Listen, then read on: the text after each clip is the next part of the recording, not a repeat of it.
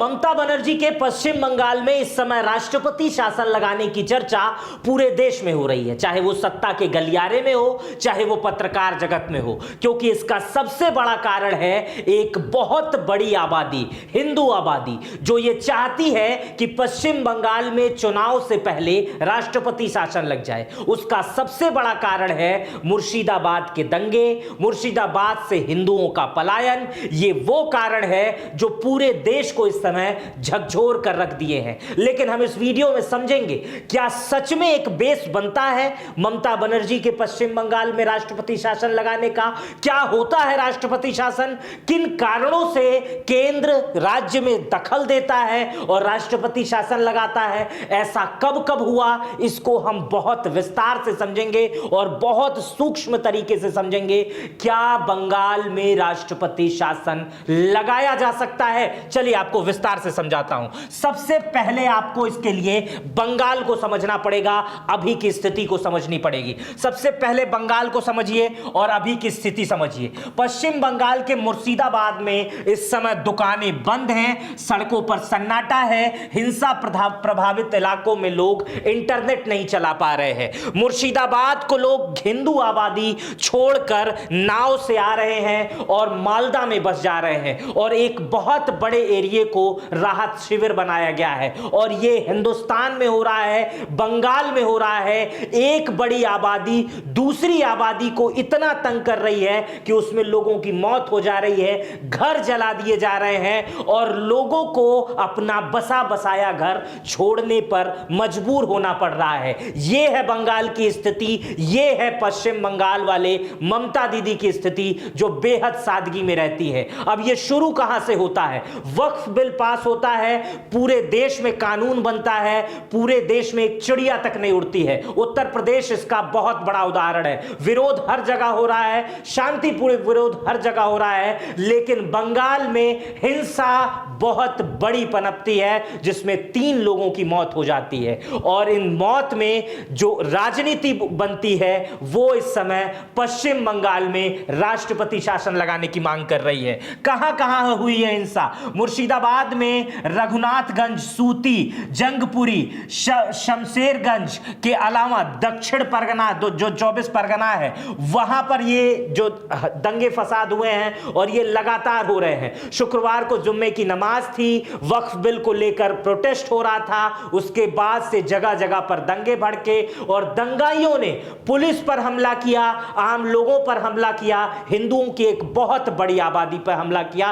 और इसके पीछे जो इंटेलिजेंस कारण बता रही है वो यहां के लोग नहीं हैं, यहां के मुसलमान नहीं हैं, इसके पीछे बांग्लादेश का हाथ बताया जा रहा है कि बांग्लादेश के कुछ लोग यहां पर काफी दिनों से बैठे हुए थे, लोगों को प्रेरित कर रहे थे, लोगों को उल जुलूल बातें बता रहे थे। और उसका सबसे बड़ा उदाहरण जो शुक्रवार को हुआ जुम्मे के दिन, जिससे इतना बड़ा दंगा हुआ। अब इसको आगे समझते हैं कि क्या स्थिति है इस समय। वहां पे धारा 163 लागू है NBNSS की, और इसमें जो लोग अभी तक पलायन करके आए हिंदू आबादी, उनकी संख्या 500 से 1000 बताई जा रही है। बताया जा रहा है 500 परिवार हैं, लगभग आबादी 1000 से 1200 के लोगों के बीच में है। इसके बाद से देश में पश्चिम बंगाल में राष्ट्रपति शासन लगाने की मांग शुरू हो गई।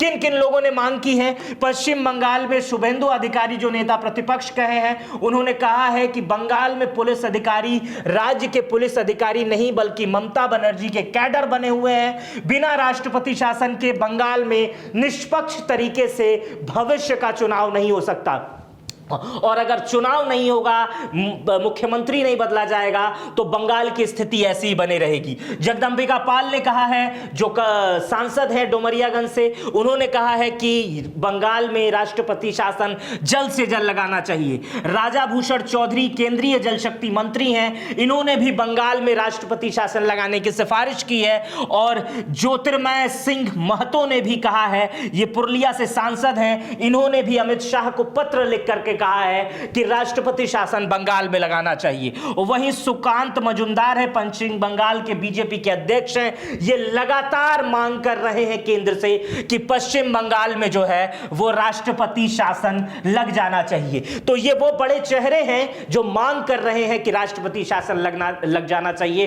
ट्विटर पर भी एक बहुत बड़ी आबादी है जो मांग कर रही है कि पश्चिम बंगाल में राष्ट्रपति शासन लग जाना चाहिए, इसके बाद से निष्पक्ष चुनाव होना चाहिए और उसके बाद से एक नया मुख्यमंत्री पश्चिम बंगाल को ममता बनर्जी के अलावा मिलना चाहिए। हालांकि ये सारे लोग एक बीजेपी माइंडसेट के हो सकते हैं, क्योंकि जो भी अलग चुनाव की बात कर रहा है वो हो सकता है बीजेपी को उसमें देख रहा हो कि भविष्य में बीजेपी वहां पर आएगी। और बीजेपी वहां पे इस समय एक्टिव भी है, जहां पे दंगे हुए हैं वहां पे उनके लोग जा रहे हैं, मिल रहे हैं और वो वहां पर सांत्वना भी दे रहे हैं और राष्ट्रपति शासन लगाने की मांग कर रहे हैं। तो ये मैंने आपको घटनाक्रम बताया, लेकिन अब उन स्थितियों को समझते हैं कि राष्ट्रपति शासन आखिर होता क्या है और राष्ट्रपति शासन में किन किन चीजों का ख्याल रखा जाता है और कब लग जाता है, कैसी परिस्थितियों में लग जाता है।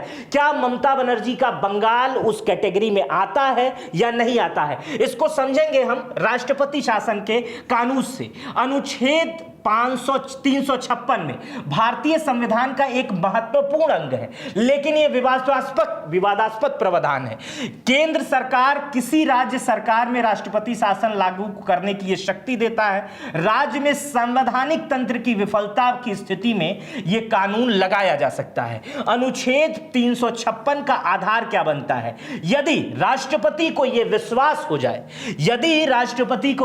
हो जाए कि किसी राज्य में ऐसी स्थिति उत्पन्न हो गई है जिसमें राज्य का शासन संविधान के अनुसार नहीं चलाया जा सकता, तो राष्ट्रपति शासन लगा देता है। अभी आगे और कहानी है।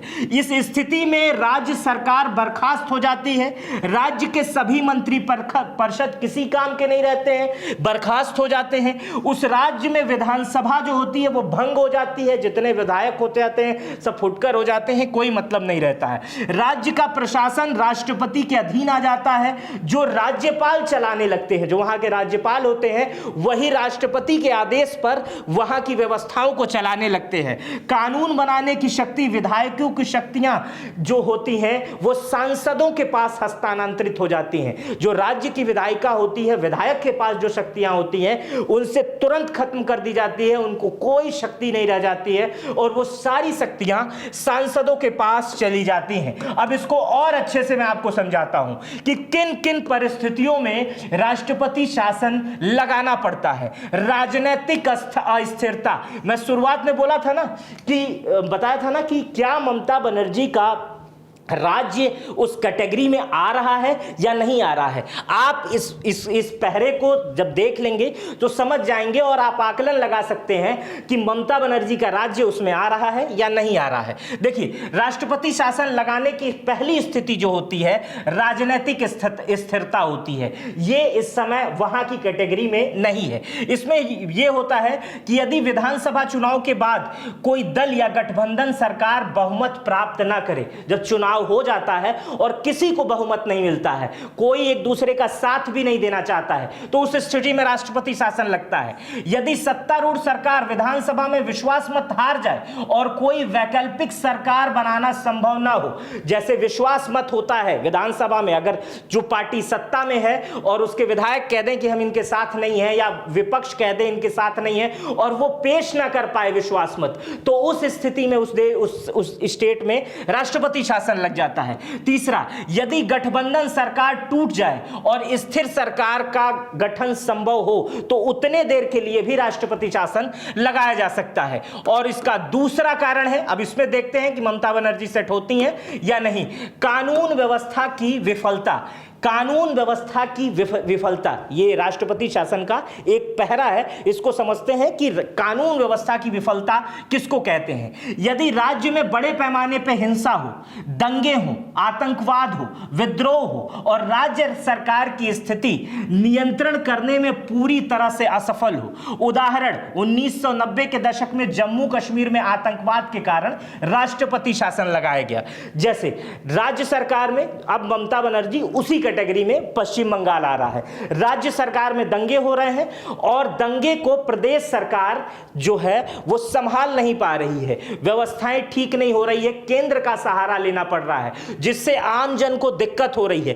तो ये उस कैटेगरी में आ सकता है कि पश्चिम बंगाल में राष्ट्रपति शासन की सिफारिश की जाए, लेकिन इतना आसान नहीं है। अभी और समझिए, ये तो महज एक प्लेयर चला है ड्रीम 11 का, अभी आगे और पूरा बाकी है। प्रशासनिक पतन समझिए, इसको एक और कारण है, एक और कारण है जिससे राष्ट्रपति शासन लगाया जा सकता है। यदि राज्य में भ्रष्टाचार, कुप्रबंधन, प्रशासन की अक्षमता का कारण ठप हो जाए, यदि केंद्र सरकार को लगे कि राज्य सरकार राष्ट्रीय हितों के लिए काम नहीं कर रही है, यदि राज्य सरकार केंद्र सरकार के सहयोग करने से इनकार कर दे, विशेष संवैधानिक दायित्वों के संदर्भ को मानने से इनकार कर दे, तो राष्ट्रपति शासन लगाया जा सकता है। अब आपने समझ लिया, एक कारण है कि अगर दंगा होता है तो राष्ट्रपति शासन जो है वो लगाया जा सकता है। लेकिन अभी और बाकी है कि कितने पन्ने अभी और खुलने बाकी हैं। अब देखिए कि राष्ट्रपति शासन लागू करने की प्रक्रिया क्या होती है। एक प्रक्रिया के तहत राष्ट्रपति शासन लगा दिया जाता है। ये नहीं कि तुरंत फोन की राष्ट्रपति और तुरंत राष्ट्रपति शासन लग गया, ऐसा नहीं होता। आइए इसको समझते हैं, क्या प्रक्रिया होती है। स्थिति का आकलन पहले समझिए। स्थिति का आकलन सबसे पहले कौन करता है? स्थिति का आकलन जो स्टेट का राज्यपाल होता है वो स्थिति को मूल्यांकन करता है और वो केंद्र सरकार को एक विस्तृत रिपोर्ट भेजता है जिसमें संवैधानिक तंत्र की विफलता का उल्लेख होता है। समझ रहे हैं? जो राज्यपाल है पश्चिम बंगाल के, वो एक रिपोर्ट तैयार करेंगे और वो पूरी जांच के आधार पर होगी और उसमें इतने सबूत पेश करने पड़ते हैं राष्ट्रपति के पास ले जाने से पहले कि बहुत सारे राज्यपाल वहीं डरने लगते हैं। और राष्ट्रपति कई बार ऐसा हुआ कि राष्ट्रपति ने मना कर दिया है, क्योंकि एक बार आगे मैं वो केस भी बताऊंगा, कोर्ट में चला गया था, बड़ी भारी बेइज्जती हुई थी। कोर्ट जो होता है, क्योंकि इसके बाद कोर्ट खुला रहता है और कोर्ट में जब सुप्रीम कोर्ट इसको देखता है तो कहता है भैया इसमें तो पर्याप्त सबूत ही नहीं है। उसमें राज्य सरकार, केंद्र सरकार की बड़ी बेइज्जती होती है। आगे समझते हैं। एक विस्तृत रिपोर्ट राज्यपाल को बनानी रहती है और उसमें पर्याप्त सबूतों का एक विवरण देना पड़ता है कि इस कारण इस राज्य में राष्ट्रपति शासन लगाया जाए। दूसरा कारण जो बी होता है, केंद्र सरकार स्वतंत्र रूप से भी जानकारी एकत्र कर सकती है, जैसे खुफिया रिपोर्ट्स या अन्य स्रोत। दूसरा कारण होता है, जैसे कभी कभी ऐसा होता है कि ना राज्यपाल पे भी केंद्र को एक तरह से 1 मिनट के लिए भरोसा नहीं हुआ, तो केंद्र सरकार अपने लेवल से भी एक रॉ की, इंटेलिजेंस की, एलआईयू की, ये सारी रिपोर्ट मांगती है। कहती है कि सारी रिपोर्ट लाओ और बताओ कि कहां कहां दंगे हुए हैं। ऑफिसर से जो आईएएस रैंक है, क्योंकि वो केंद्र से शासित होते हैं, तो उनसे पूछा जाता है कि कहां कहां क्या क्या हुआ है, जितने इंटेलिजेंस की रिपोर्ट है सब लाओ, सब देखेंगे और उसके बाद से केंद्र भी इस पर सुनवाई कर सकता है और अपने आप फैसला ले सकता है। केंद्र सरकार की सिफारिश, केंद्रीय मंत्रिमंडल, उसके बाद क्या होता है, देखिए उसके बाद क्या होता है। केंद्रीय मंत्रिमंडल प्रधानमंत्री की अध्यक्षता में, प्रधानमंत्री को इन्वॉल्व होना पड़ता है, स्थिति में समीक्षा करता है और राष्ट्रपति से अनुच्छेद 356 लागू करने की सलाह देता है। यह सलाह संवैधानिक रूप से बाध्यकारी होती है और राष्ट्रपति इसे मना नहीं कर सकता है। अगर ऐसी स्थिति आ जाती है कि केंद्र सरकार के अक्सर मंत्री, लगभग एक बड़ी संख्या में, जिसमें एक रेशियो बड़ा हो, और वो प्रधानमंत्री की अध्यक्षता में मीटिंग करते हैं और वो अपने आप में एक ऑर्डिनेंस बिल पास कर लेते हैं और उसके बाद से वो बना के राष्ट्रपति को देते हैं और कहते हैं कि इस राज्य में राष्ट्रपति शासन लगा दीजिए, तो उस स्थिति में राष्ट्रपति शासन लग जाता है और वो वीटो पावर होता है और राष्ट्रपति उससे मना भी नहीं कर सकते हैं और राष्ट्रपति शासन उसके बाद लग जाता है। इन सब घटनाओं के बाद क्या होता है, राष्ट्रपति का ऐलान होता है। राष्ट्रपति ये घोषणा करती हैं, जारी करती हैं, जिसके में राज्य में राष्ट्रपति शासन लागू होता है। इस घोषणा में यह उल्लेख होता है कि राज्य का जो प्रशासन है वो अब केंद्र के अधीन है। इसके बाद भी एक प्रक्रिया होती है, ये उसके बाद भी भंग हो जाता है। इसके बाद भी प्रक्रिया होती है। राष्ट्रपति शासन की घोषणा होने के बाद 2 महीने के भीतर संसद में, दोनों सदनों में, लोकसभा और राज्यसभा में साधारण बहुमत की मंजूरी लेनी पड़ती है। यदि संसद मंजूरी देती है तो राष्ट्रपति शासन 6 महीने तक लागू हो सकता है या उसके बाद 3 वर्ष तक लागू हो सकता है, लेकिन हर 3-6 महीने पर लोकसभा लोकसभा और राज्यसभा में मत कराना पड़ता है, गिनती करानी पड़ती है और बहुमत कराना पड़ता है। उसके बाद से जो प्रशासनिक व्यवस्था के पास जो पावर आती है वो ये होती है कि राज्यपाल जो होता है वो केंद्र सरकार की ओर से कार्य करने लगता है और प्रशासन को नियंत्रण करने लगता है। जो काम मुख्यमंत्री का था वो राज्यपाल करने लगते हैं और जितने आईएएस पीसीएस हैं, जितने कमिश्नर हैं, उनको वो गवर्न करते हैं। केंद्र सरकार राज्यपाल को सलाह देने के लिए एक सलाहकार नियुक्त कर सकता है, कर देता है। अक्सर मामलों में राष्ट्रपति एक सलाहकार नियुक्त कर देते हैं कि ये सलाहकार जो होगा राष्ट्रपति का, वो उस राज्यपाल को, उस राज्य के राज्यपाल को सलाह देगा कि आप राष्ट्रपति शासन जो लागू है इस स्थिति में क्या करिए। ये इसमें अगर विधानसभा भंग हो जाती है तो नए चुनाव कराने की जिम्मेदारी भी राज्यपाल को दी जाती है। ऐसा कई बार होता है, भारत में 138 बार हुआ है। आइए कहां कहां हुआ है उन सब चीजों को भी आगे समझते हैं। आजादी के बाद अब तक 134 बार अनुच्छेद 356 लगाया गया है। जब यह कानून बनाया जा रहा था तो बाबा साहब ने कहा था कि इसकी जरूरत ही नहीं पड़ेगी, ऐसी स्थिति ही नहीं आएगी, ये व्यवस्था ही नहीं होगी। लेकिन परिस्थितियां ऐसी देश में बनी कि अब तक 134 बार राष्ट्रपति शासन अलग अलग सरकारों ने अलग अलग समयों पर लगाया है राज्यों पर। अनुच्छेद 356 पहली बार उपयोग पंजाब में किया गया था और 1951 में। 1950 में संविधान लागू हुआ और 1951 में ही पहली बार राजनीतिक स्थिरता की स्थिति के कारण संविधान के अनुसार कार्य नहीं करता हुआ पाया गया पंजाब, और वहां पर राष्ट्रपति शासन लगाया गया। और इसका सबसे जो ताजा इस्तेमाल किया गया है वो इसी 2025 में किया गया है। 13 फरवरी 2025 को मणिपुर में लगातार कई वर्ष, मतलब कई महीनों से आप देख रहे होंगे मणिपुर में दंगे चल रहे थे। उसके बाद से वहां पर राष्ट्रपति शासन लगा दिया गया। इसका सबसे ताजा उदाहरण भी मैंने बता दिया और सबसे पहला भी उदाहरण बता दिया। इसके बीच में 132 बार और लगा है। 134 कुल लगा है, 2 तो मैंने बता दिया, इसके बीच में 132 बार और लगा है। अब देखिए, अब जो मैं बताने जा रहा हूं वो चीज है जिसकी वजह से राष्ट्रपति शासन लगाने से एक बार डरते हैं राज्यपाल भी और एक बार केंद्र सरकार भी, और राष्ट्रपति को मैंने ये कह नहीं सकता क्योंकि कई बार राष्ट्रपति ने भी मना कर दिया है, राज्यपाल ने भी मना कर दिया है राष्ट्रपति शासन लगाने से। बहुत दबाव के बाद भी राष्ट्रपति शासन नहीं लगता है। उसका सबसे बड़ा कारण है सुप्रीम कोर्ट की एक नजीर पेश की थी सुप्रीम कोर्ट ने 1994 में। बम्बई केस जिसे बोला जाता है, आप गूगल करेंगे तो ये केस आपको मिल जाएगा। 1989 में कर्नाटक के मुख्यमंत्री एसआर बोमई थे, बहुत जाने माने व्यक्ति थे एसआर बोमई। पहले ये उद्योग मंत्री हुआ करते थे, बाद में ये मुख्यमंत्री बने। बहुत ग्लैमरस व्यक्ति थे, सिगरेट पीने वाले व्यक्ति थे और जब तक ये जीवित रहे बहुत ग्लैमर के साथ इन्हें देखा गया। तो ये बोमई साहब जो थे वो मुख्यमंत्री थे और उस समय जनता दल की सरकार थी। केंद्र ने उस समय कर्नाटक पे जो है 356 के तहत बर्खास्त कर दिया सरकार को, और राज्यपाल ने उस समय दावा किया कि बोमई सरकार विधानसभा में बहुमत खो दिया है और उसके बाद से वहां पर राष्ट्रपति शासन लगा दिया। लेकिन बोमई का ग्लैमर गजब का था। बोमई पहुंच गए सुप्रीम कोर्ट। जब बोमई पहुंच गए तो इस मामले में 9 जजों ने, संवैधानिक पीठ ने एक सर्वसम्मति से एक महत्वपूर्ण फैसला दिया। इसमें जजमेंट में अनुच्छेद 356 मामले पे जो माना जाता है फैसला, इसी को नजीर माना जाता है। अदालत ने कहा कि राष्ट्रपति शासन केवल तभी लागू हो सकता है जब ठोस सबूत हो राज्य सरकार संविधान के अनुसार कार्य नहीं कर पा रही है।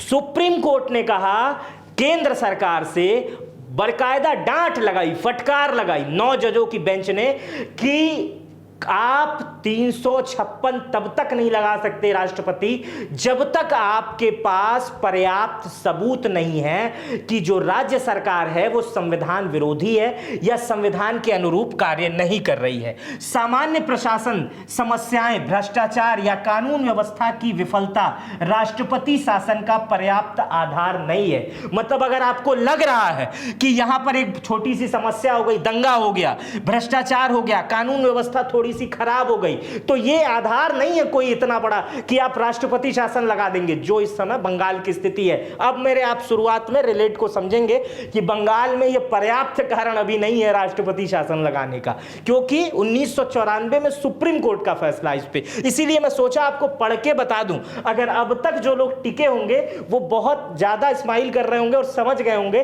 कि सुप्रीम कोर्ट ने क्या कहा था। अदालत ने फैसला दिया कि केंद्र को राष्ट्रपति शासन का कारण बताना होगा और यह संसद और अदालत की जांच के अधीन होगा। मतलब उस समय कांग्रेस की सरकार थी और सुप्रीम कोर्ट ने उसके विरुद्ध फैसला दिया कि केंद्र सरकार कारण आकर बताए कि ऐसा क्यों किया उसने, और उसके बाद से ये एक जांच हो जिसमें अदालत भी उसमें के तमाम जज उसमें निर्धारित हो और उस जज उसको देखें। अदालत के फैसले का सार यह था कि अनुच्छेद 356 का उपयोग राज्य की स्वायत्तता का उल्लंघन नहीं कर सकता। यह अंतिम उपाय है, न कि राजनीतिक हथियार। सुप्रीम कोर्ट ने कहा इसे हथियार नहीं बनाओ, ये अंतिम उपाय नहीं है। आप वहां पर और भी तमाम चीजें लगाओ, केंद्र की सेना लगा दो, व्यवस्थाएं लगाओ, वहां के मुख्यमंत्री को मदद करो, वहां की पुलिस को मदद करो, वहां पे एक्स्ट्रा एडमिनिस्ट्रेशन भेजो, लेकिन राष्ट्रपति शासन लगाना ही एकमात्र विकल्प नहीं है। इस फैसले के बाद बम्बई सरकार बहाल नहीं किया गया, क्योंकि उसके बाद वो मुख्यमंत्री बन गए, क्योंकि सुप्रीम कोर्ट में कई बार हुआ, लेकिन उसके बाद से सरकार बर्खास्त हुई, फिर से चुनाव हुआ, मुख्यमंत्री बन गए क्योंकि नई सरकार बन चुकी थी। लेकिन इस फैसले को भविष्य में मिसाल के लिए कायम रखा गया और आज तक 1994 के बाद इसका अभी तक दुरुपयोग नहीं देखा गया। और मैंने अभी बताया कि बहुत लोग इसे लगाने से इसीलिए डरते हैं क्योंकि उन्हें 1994 वाला मामला याद आ जाता है कि अदालत इसके बाद ये सब चले जाएंगे और वहां पर हमारे पास पर्याप्त सबूत नहीं रहेंगे, तो हमारे ऊपर ही उल्टा सुप्रीम कोर्ट एक्शन ले लेगा। इसी फैसले का हवाला देते हुए 1997 में उत्तर प्रदेश में कल्याण सिंह सरकार पर राष्ट्रपति शासन की सिफारिश को राष्ट्रपति आर.के. नारायण ने खारिज कर दिया। कल्याण सिंह की सरकार थी, राष्ट्रपति शासन की सिफारिश की गई थी, लेकिन उस समय देश के राष्ट्रपति थे आर.के. नारायण। उन्होंने कहा नहीं, राष्ट्रपति शासन नहीं लगाएगा, आप जो करना हो कर लो। राष्ट्रपति ने खारिज किया था। इसी तरह 2005 में बिहार विधानसभा को भंग करने का भी फैसला सुप्रीम कोर्ट ने असंवैधानिक माना था और उसको भी खारिज कर दिया था। तो ऐसे कई मामले आए जब खारिज किया गया, राज्यपालों ने मना किया, राष्ट्रपति ने मना किया और कोर्ट ने उसे जीत दिलाई। तो बंगाल की जो वर्तमान की स्थिति है उसे देखते हुए अभी वो प्रक्रिया इतना ठोस नहीं बन पाई है कि वहां पे राष्ट्रपति शासन लगाया जा सके। लेकिन विपक्ष लगातार, बंगाल का विपक्ष लगातार ये मांग कर रहा है कि वहां पर राष्ट्रपति शासन लगाया जाए। अब आगे क्या होता है ये खेल राष्ट्रपति के पाले में है, राज्यपाल के पाले में है। फिलहाल इस वीडियो में आपको कितना समझ में आया, आप बंगाल को कितना समझते हैं, आपको क्या लगता है कि बंगाल में राष्ट्रपति शासन लगना चाहिए या नहीं लगना चाहिए, अपनी पूरी राय मुझे कमेंट बॉक्स में दीजिएगा, हम वहां पे बातें करेंगे। मेरा नाम मित्र प्रकाश है। अगर ये वीडियो आपको अच्छी लगी तो चैनल को सब्सक्राइब कर बेल आइकन जरूर दबा दीजिएगा। अपना बेहद ख्याल रखिएगा। बहुत बहुत शुक्रिया।